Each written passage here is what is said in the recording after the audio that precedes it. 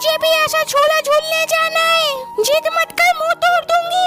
मुझे जाना है तो जाना है बस। चलो ठीक है, लेकिन मेरी एक शर्त है, तभी ले जाऊंगी। अगर तू इन लकड़ियों से कुछ ऐसा बना देगा जिससे बोतल लटक जाएगी तो मैं तुझे ले जाऊंगी। अच्छा ओके ठीक है मम्मी। चलो अब जल्दी से कुछ ऐसा बना देता हूँ जैसा मम्मी ने बोला है। अरे ये तो गिर गया। आइडिया, मैं इसको एक ब्रिज के जैसा बना देता हूँ जल्दी से। अरे वाह मम्मी, देखो मैंने बना